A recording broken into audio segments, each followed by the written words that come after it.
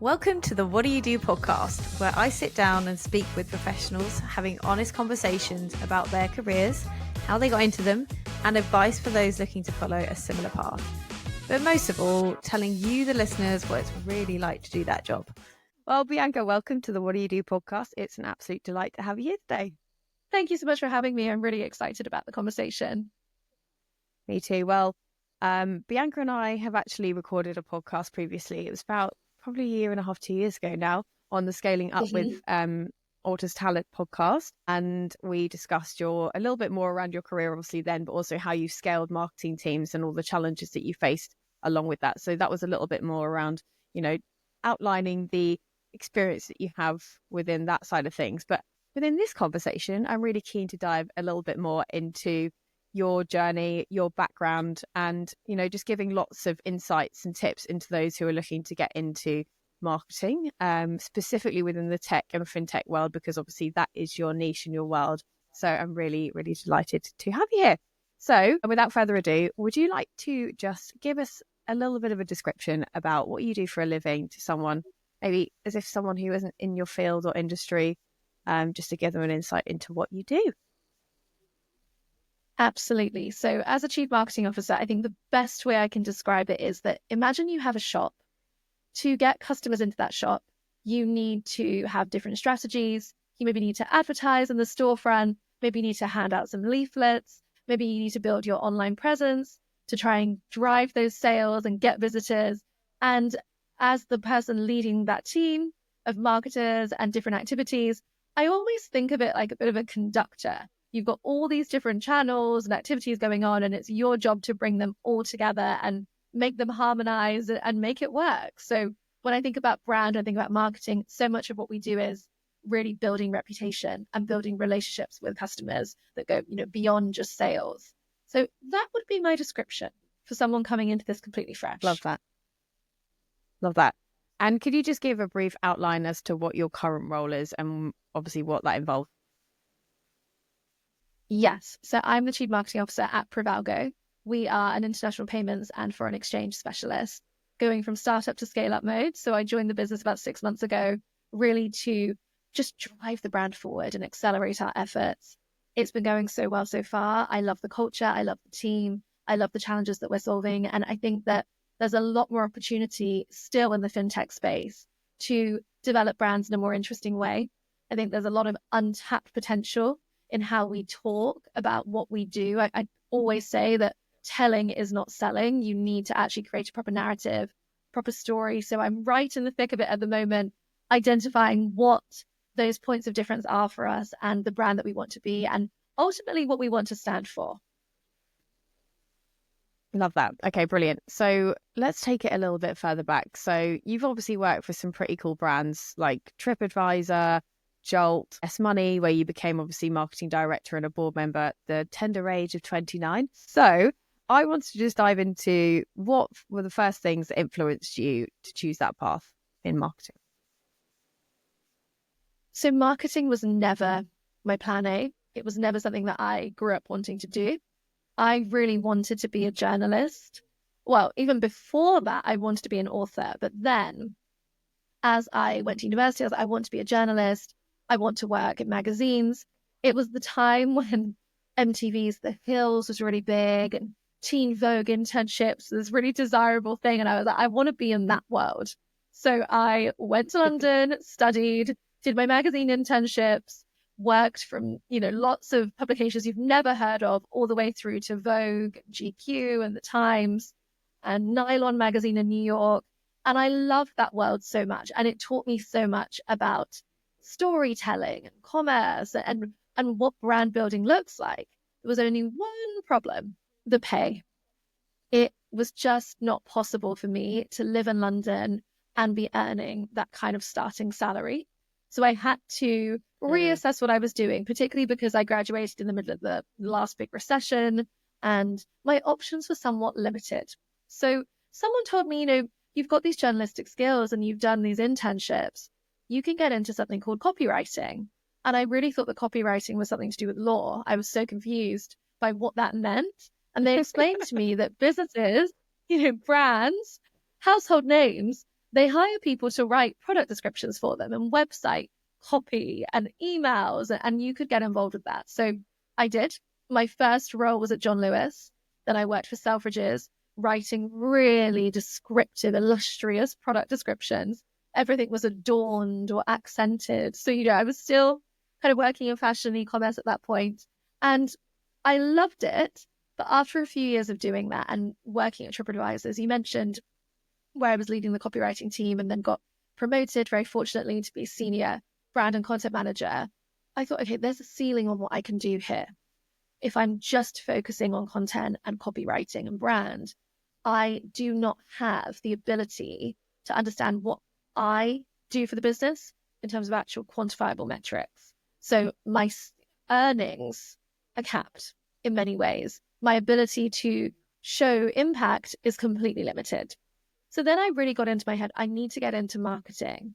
I noticed that my peers in marketing, they had more clout, they had greater opportunities, and I thought, I can do that. I want to learn about performance marketing. I want to learn about all these things that kind of seem like a dark art. Let me get into that world, and then I can expand my career and just have more presence. So at that point, I was very much in middle management, and it was a pivot moment for me. I could either stay in these big household names and great perks. I loved my team. TripAdvisor is one of the best jobs I've ever had, still to this day. Or I could take a huge leap of faith and get into marketing. The reality for me was that because I only had brand and content experience, I wasn't going to be able to pivot into marketing in a big organization. It was going to be very difficult for me to do that. So instead, I needed to join the startup world. And that's where my marketing career began, kind of the third chapter of my career, which is from journalism to being in brand and content to broader marketing. And I started out in a very small startup that I ended up scaling from, we were in commercial real estate and turned this building site into this brand called Labs, which was quite well known in London now. And it was there that I realized I absolutely love looking at everything holistically. I personally don't believe that you can have good brand and content over here in a silo and have that disconnected from performance marketing, from out-of-home advertising, from SEO, from all these other interesting ways that we as teams can understand the contribution that we have to a company.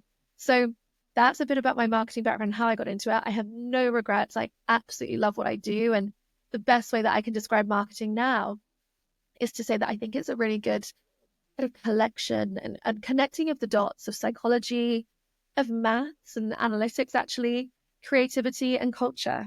So those are all things I love, and I love bringing them together in my day-to-day work.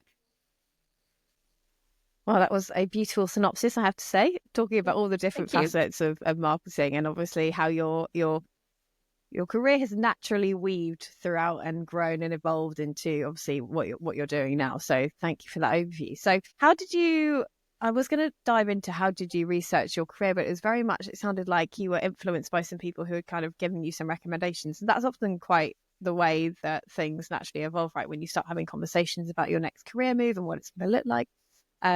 But specifically for those who are looking to maybe get into marketing, I mean, is it essential to have a degree to get into marketing? This is a hot topic, and it's one that I love because my opinion's a little bit contrarian on it. I don't believe that degrees are necessary, and I actually encourage younger people to not get a degree in marketing or journalism like I did, or any of the associated disciplines. In my view, right now where we are in culture and society, in if you want to do a degree because you want to learn, because you love the subject matter and you will enjoy that experience, that's why you should do it. I don't think you need a degree anymore to get a good job. In my area of marketing, brand, content, etc., I really believe that apprenticeships are the way forward. I think we need better infrastructure for young people to enter the workplace sooner, to gather those experiences as young as they can, because that's ultimately what makes you successful. There is nothing you can learn in a classroom that can be compared to real life, hands-on experience in a job. So I'm not a big fan of degrees unless you absolutely have to have one for certain disciplines, or you really just want to learn about the particular subject. Okay, brilliant. I love that. And I know that the government is certainly trying to put out a lot more apprenticeships and apprentice schemes out there at the moment to encourage that, early careers entrance. But also, I've got a question for you. So say, for example, you're a career changer, you have, I don't know, a few years experience, let's say, in something, anything, it could be anything. And then you've decided, actually, after maybe, say you're in your mid-20s, you don't really enjoy what you're doing, but you've read a little bit more about marketing and you're like, oh, this sounds good. What recommendations would you give to those people who are looking to get into marketing as a field? So I actually had this happen with somebody that was in one of my teams. One of the best hires I've ever made, actually. She was a recruiter and she was feeling done with how she was working. She really wanted to get into marketing. And it was tough for her because she wasn't getting many breaks. You put out job applications and you hope to hear back. And marketing is a pretty competitive field because I think, especially with the rise of social media marketing, influencer culture and everything else, people do have an idea of what we do that I would say isn't always expectation versus reality is a little bit disconnected.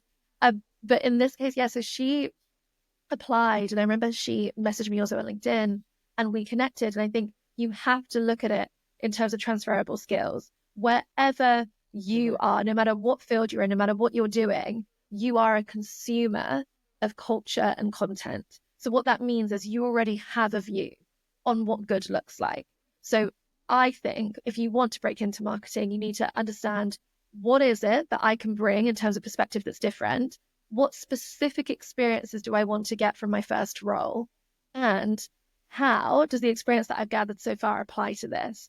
In the case of that particular hire, she came on board. She was full of professional experience. She'd spoken to so many people as a recruiter. So her confidence was really high in terms of communication and how to actually have a message resonate with people. She hit the ground running. Her work ethic was amazing. And she had a view that had she not had that experience as a recruiter, she just wouldn't. She had more exposure to different professional experiences and disciplines than other people I'd hired at her age had. So I think marketing is a really, really amazing career to pivot into or change to because you are actively, as I said, consuming that content and marketing all the time. You know what good and bad looks like. So bring your perspective, feel really confident that you actually have something different from other people applying. And I don't think you can go wrong. It will be hard to get that initial opportunity, but when you do, I've seen it work amazingly. I would absolutely second everything you said. I mean, obviously, I'm going to be slightly biased to say that, recruiters have fabulous transferable skill sets. But aside from that, But it's true. My recommendation, yeah, no, definitely. My recommendation to anybody who is looking to do a pivot is, just exactly what you said there. So send a direct message to that hiring manager and really outline exactly, what it is that you have in terms of transferable skill set and why you're specifically really interested in their particular business and or them, reference them, make it really bespoke. And then I have seen so many people be successful that way. I've had interview processes as a recruiter working externally with businesses, and they've said, oh, I'm sorry, we've had a candidate who's approached us directly, doesn't actually have the exact background that we're looking for, but because they've shown such passion and promise that they want to pivot into this, that we've actually considered them over your candidates. So that just goes to show that if you make that effort, then it could really turn out really nicely. Great. So let's get into a little bit more into your career, Bianca. So what was one of the most pivotal moments, would you say, in your career? I think when I got to TripAdvisor, I firstly was a manager for the first time, and I was only 23. So I was riddled with imposter syndrome like you wouldn't believe. And the thing about that job was that I lived in London. I've always had my professional career in London, and this job was in Oxford. Didn't have a car. I was a classic Londoner, got the tube everywhere. So I took a punt and just said, you know what? For this management step up, I will drive to Oxford and back every day. Sometimes, depending on really bad traffic, that could be a 5-hour round trip. And this is pre-COVID. So we were in the office 5 days a week. But I just had this really strong instinct that if I don't go for this, I am going to be stuck at that kind of like entry level copywriter, which was absolutely fine. But I really had this goal to lead teams and just learn more about myself in the process. So for me, I looked at it and I thought, this is worth it. I bought a car. I hadn't driven in a long time since I passed my test as a teenager.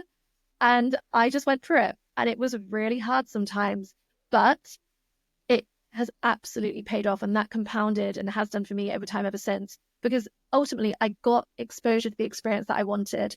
I wanted to be able to lead a team and see what kind of a leader I could be. I was not going to get that experience in any London role. They had a smaller talent pool because it was in Oxford. So I saw that and I went for it. I didn't move. I just mind over mattered it the whole way through. And I think this is a really important point because the number one piece of advice I can give is that you have to curate your career. You have to be really intentional about curating the career that you want to have. So early on, that looks like gathering as many experiences as possible, almost having a experience wish list or a roadmap of what you want to learn and how you want to learn it. Then when you get to middle management, that curation piece starts to become, what kind of a leader do you want to be? What do you want to be known for? So when I got to TripAdvisor, I realized, okay, I am someone who really enjoys and takes great motivation from people reaching their full potential and helping people build their confidence. That's what I want to be known for. I want that to be almost like my personal brand within the organization and beyond. And then the really hard part in many ways is going from that middle management to C-level and to a senior role. And particularly for women, we struggle with this for a multitude of reasons. And at that point, the career creation to me looks like, okay, what role do I want to step into? So often we wait for a role to come up. And actually, you have to create the role sometimes. Sometimes you have to go to the business you're in and say, I think we need this role, and this is why I'm the perfect person for it. So yeah, ultimately, that TripAdvisor experience is a great one that I can give, and that stands out immediately. But the golden thread of all my experiences is that I've been very intentional about creating my career. I love that. I've been the same, to be honest. I've been like, how can I get my next promotion? Tell me what I need to do. Very, very sort of like, and that's how I progressed really quickly as well in my career. So I definitely recommend that as well. I can second that. Now, you touched on imposter syndrome just then, and I'm really keen to just dive a little bit into that a little bit more. So lots of people suffer from imposter syndrome, especially if they're, for example, a younger manager. So you mentioned that you were a young manager at 23 at TripAdvisor. So what tips and tricks do you have for those looking to overcome imposter syndrome moving like now? So I still have imposter syndrome. I always like to say to people that it's natural. If you don't, you're probably a psychopath, and who wants to be that? So it's fine, but it's all about knowing that it's always going to come along for the ride, but you're in the driving seat. You can't control the fact that fear is a normal, inevitable human response. Feeling under threat is a biological response that is wired into us. That's something we've got from our ancestors, and we are all just animals at the end of the day. And I find that quite helpful to look at it biologically and say, okay, this is a natural feeling because I'm doing things outside of my comfort zone. I'm fine. It's not that I am not meant to be here. It's that I am wired to recognize threat and the unknown and try and protect myself from it. So that helps me on one hand. The other thing that has really helped me is getting very obsessive about observing the leaders that I want to be like and emulate. So sometimes that's within the organization. Other times, if I'm going into a meeting to this day and it's a big meeting and I'm going to have to present, to motivate myself and to remind myself of what's possible, I will just YouTube a great leader and just observe the way that they speak, the way that they deliver their message, the body language they present. And I do that routinely. I have done from a young age, and I continue to, because I think we need those examples, and they're not always in the organization that you're a part of. So for me, it has been that combination of remembering kind of the roots of imposter syndrome, and then practically speaking, really exposing myself to what good looks like and what great can be for me, and then trying things out. I think people are always really keen to understand imposter syndrome wise, how do I overcome it? My advice is you can't. It's coming along for the ride if you're doing interesting things. So just view it as a symptom of that rather than anything that's in control of you, because you're in control of you. I love that. 100%. Love that. So I know that obviously you've been on the circuit, I'd like to say. I'm doing some amazing marketing talks at companies like Google, PwC, London Business School, etc. So have you had any formalized training to be able to give you that confidence to get up and speak in front of, industry professionals?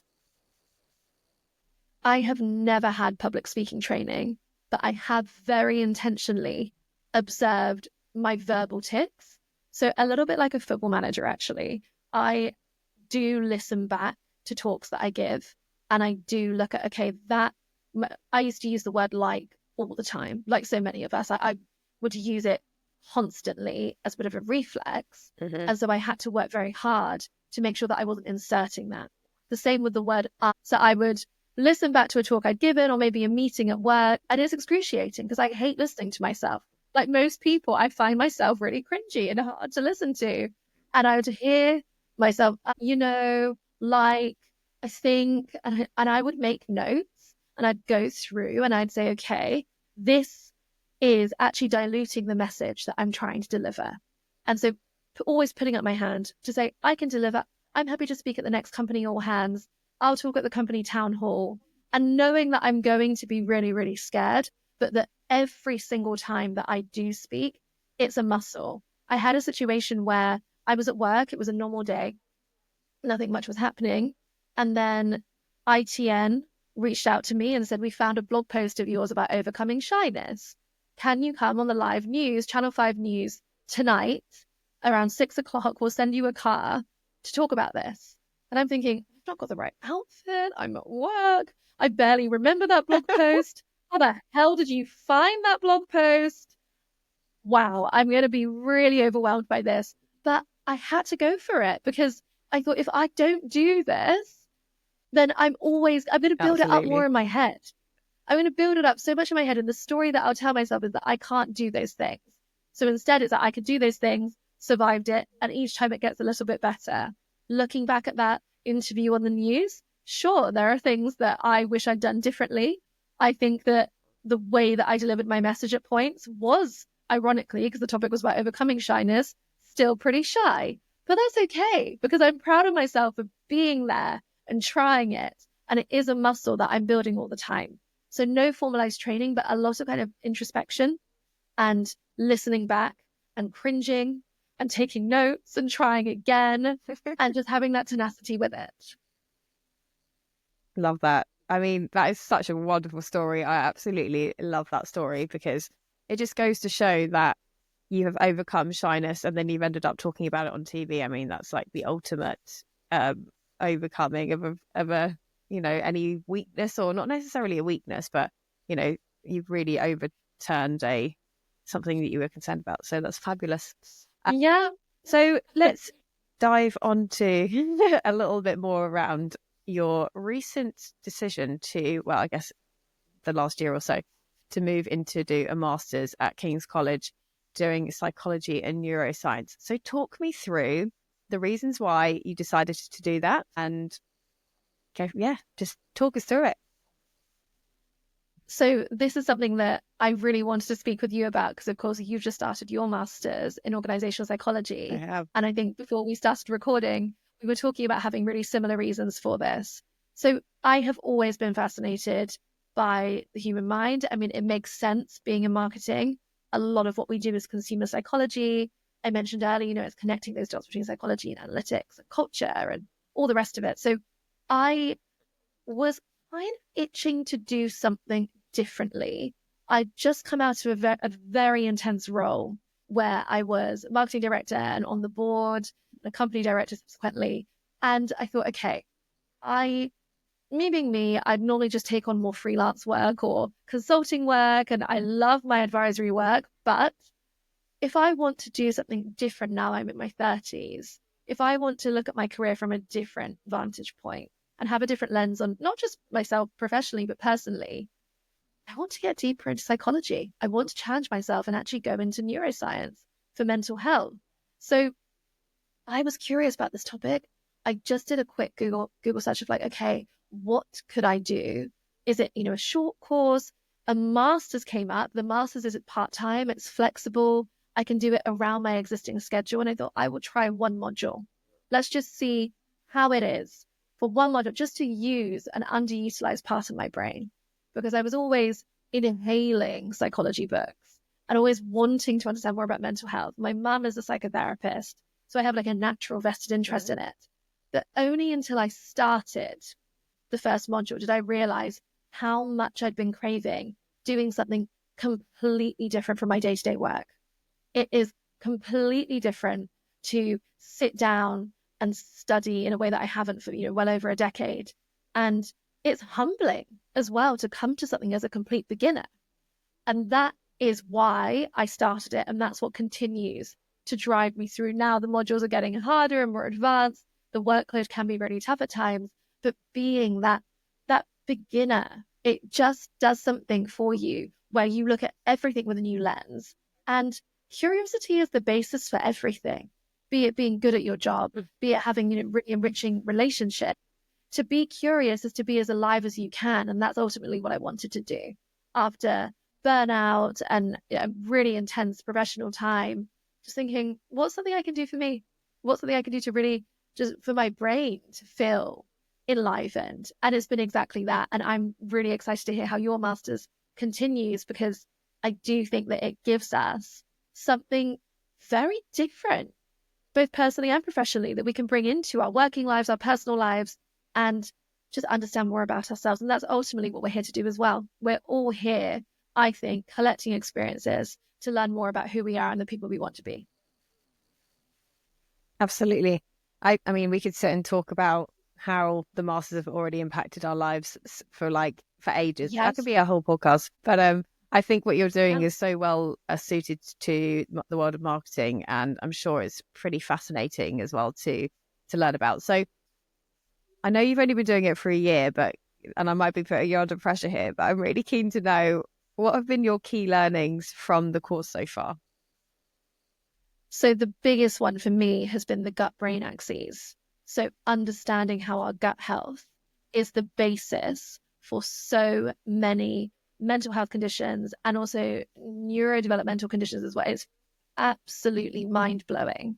A lot of this research is very nascent, so we don't know the full spectrum of everything that our gut microbiome actually has in terms of an impact on our mental health, our brain health, etc. But we are learning more every single month. Every week, there are new papers coming out that are helping us understand that the food that we put into our bodies, the way that we look after our guts, the diversity of our gut health, this all contributes to our healthy minds. That there is no doubt about it that there's a lot more to uncover. But I'm interested in how, for example, research has shown that a ketogenic diet, so the classic keto diet that was really popular a few years ago and that we still talk about, has been proven to help with symptoms of autism. That's just mind-blowing. It's so fascinating. Wow.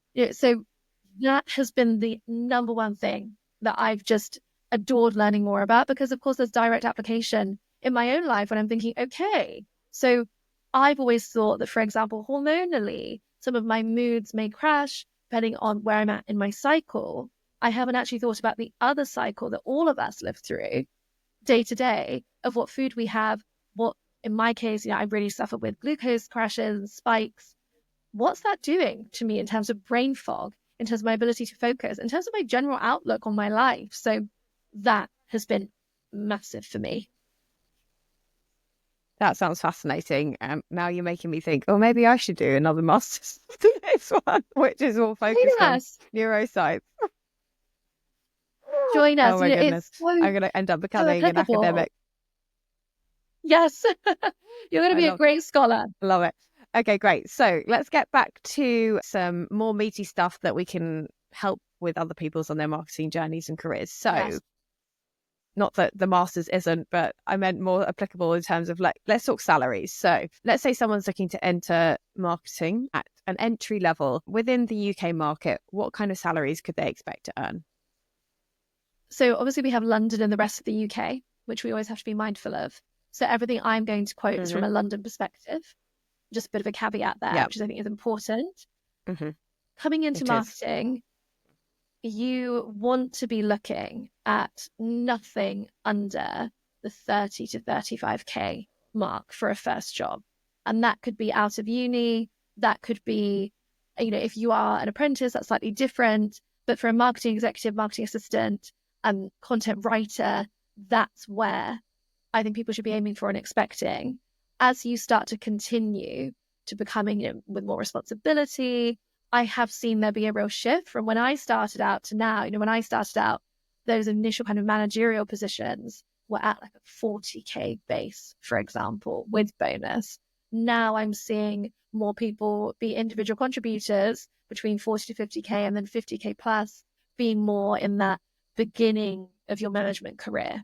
And then the interesting about marketing is that you can start off quite broad, you can start off a bit more specialist, but when you get into those more advanced individual contributor roles where you become experienced in SEO, for example, or a performance marketing manager, that's a 60 to 70K plus kind of role. And then that goes all the way through to the senior versions of those roles, at the upper kind of 80s, 90s, and then the head of marketing is around 80 to 90K typically. The marketing director would be, starting to get to that 100K. And then the CMO would be a six-figure role. Depends on the stage of the company, the level of investment they have. But that's roughly the salary bands that I've been accustomed to and that I've seen.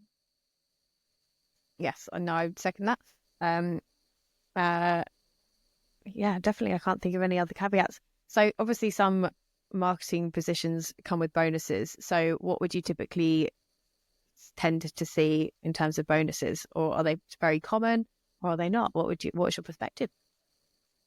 It very much depends on the stage of the business and their broader performance management and incentivization structure. The interesting advice that I can give to marketers on bonuses is that you really want any business you're in to understand what you bring. And so I advise people, and I've done this a lot myself, to come into a business and say, these are the metrics that I want to hit. This is what I expect I can do. And these are also some stretch goals that I'm going to commit myself to. If at the 6-month mark, could be at probation, could be at the 12-month mark, I've achieved them, I expect a bonus for this. That's how I want to be incentivized. Because in sales, your commission package and structure straight away. In marketing, I think we need to be incentivized too.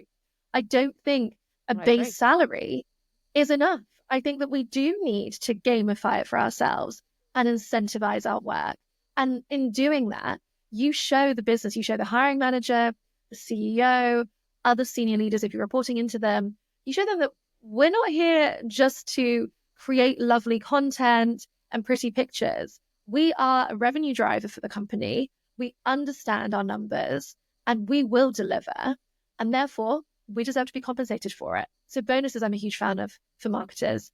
I massively endorse them. And I think if you come in strong and you set the parameters of that, that's really important, because a lot of businesses don't know how to measure marketing.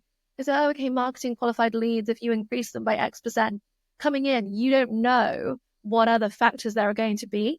So yes, of course, in theory, you can improve lead quality, but you don't know how good the sales team are. So focus on the things that you can control, come in strong and speak with conviction. And that's going to motivate you a lot more. And it will also be a great retention tactic for the company and you as well. Because we know in marketing, there's a lot of turnover issues. So that's my advice on bonuses. I'm a huge fan of them. I love that. Honestly, I could not preach what you just said anymore. Having the ability to have work to targets and demonstrate the value that you can bring just really adds so much more clout. So what 3 actionable steps would you recommend to those looking to get into marketing? Number 1, understand what good marketing looks like. Don't ever answer that question with Apple or Nike. It's too cliche. You want to be looking at some startups going into scale-up mode at the very highest end of that spectrum. And you want to have these references and case studies. So you want to understand who their customers are. You want to understand what challenges they have in the market and be able to really eloquently talk about why that is good marketing and why you enjoyed a particular campaign. So that's the first one. The second point is to understand what kind of a marketer you might be.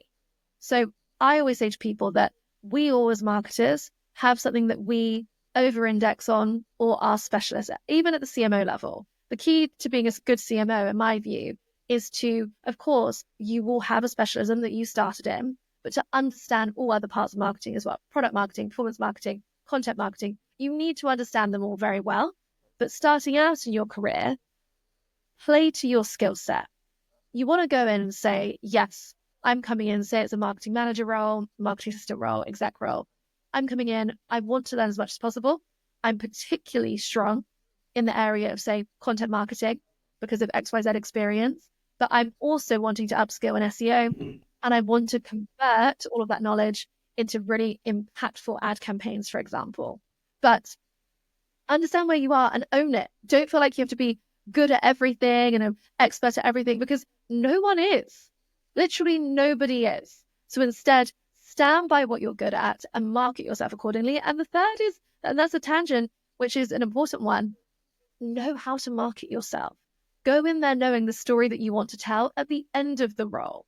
What do you want to gather from that? We touched on it a bit earlier, but this whole idea of you are your greatest product to market. So make sure that you know exactly who your customer is, your customer being the hiring manager, understand the pain points that they have, and make sure that you've got your key messaging down. If you can't do that for yourself, how can you be expected to do that for a company? And that's one of the things that I look at. How is the person in front of me actually backing themselves and communicating the value that they bring? Because the communication part is everything. So those are the three key things. I could go on, but that's where I'm going to just park it for now. I love that. Brilliant. And what resources would you recommend for those looking to get into marketing? So podcasts, like websites, blogs, any like books or anything like that for those to get into the industry?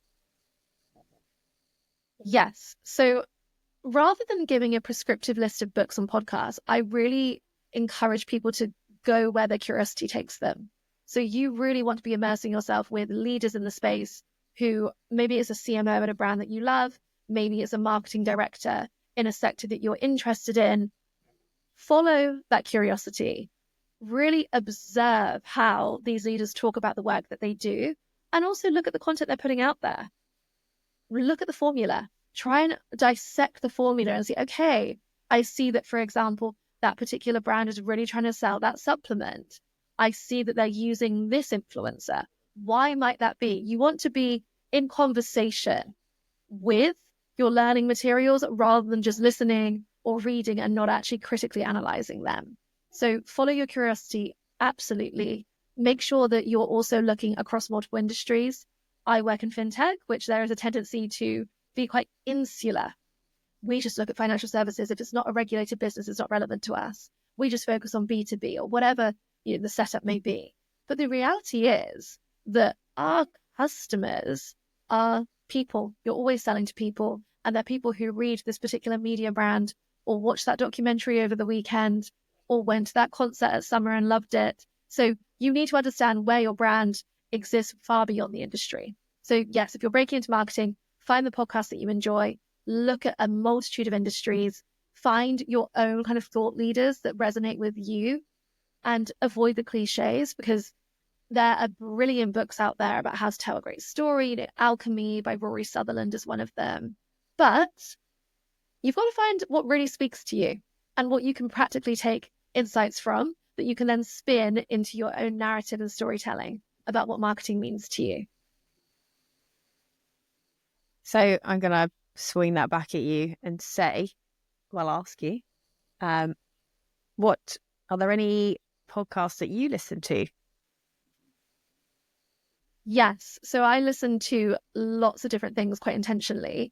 I have a few, I'm quite ritualistic with my podcasts. So every weekend I listen to the Financial Times' Weekend Arts and Culture podcast, because to me, it's really important to stay connected to culture. Like what's coming out, what art house films are there, what like indie documentaries, what's going on, even, looking at books, like what is actually coming out from like the underground press. It's so important. And the FT Weekend podcast does a really good summary. I'm quite time poor. So if I just want to listen to half an hour of an interview with this director who's put together this film that isn't like in the mainstream cinemas, it's a good place to start. I then listen to a lot of organizational psychology podcasts, and my absolute favorite is anything that Adam Grant does. I just adore, like the Rethinking podcast. Yeah. Love it. Listen to every episode. recommend it for anyone that's just interested in leadership generally. Just adore it. And then marketing podcasts, I don't listen to many marketing specific podcasts, which might be a bit controversial, but I think it can be a bit of an echo chamber at times. I like to go to marketing events, and I'm part of a group called the CMO Circle, which I recommend for other marketing leaders because they're putting on amazing events and lots of great, really insightful webinars. But I'm not someone that wants to just listen to marketing because I find I get more from going outside of it. So those are a few recommendations that I'm particularly loving at the moment. I love that. You do need to have an all-rounded inspiration. I think if you really sort of limit yourself, you're not going to get inspired, and you can learn from other industries about how they're doing things. And that is a really good way to be a better all-rounded marketer, I would say. So love that. So I've got a final curveball question for you. Okay. If you were in a parallel universe, what career would you do that isn't marketing? So I'm trying to think whether I should go for one that's kind of related or a complete curveball. You know, if I was in a complete parallel universe, I think I'd have my own hotel or guest house. Oh, I okay. really think that I would love to be able to create experiences for people, you know, to be able to just look at how you create an atmosphere, how you think about the decor, how you want people to feel in your hotel or guest house. I'm like, it seems a very expensive project. So guest house would be my starting point, and then we'd scale from there. But I love the travel industry. So I think I'd really want to look into that. You know, I'm half Brazilian. I really love going to Brazil. I feel like there's so much opportunity there that's untapped to make it more of a destination for people, especially in the north of Brazil, which is just like the Caribbean. Yeah, something like that. That is a great answer. I love that, Bianca. Well, with that, thank you so much for being on the podcast today. It's been an absolute delight to have you as always. So thank you so much for joining us. Thank you so much for having me. I've loved speaking with you.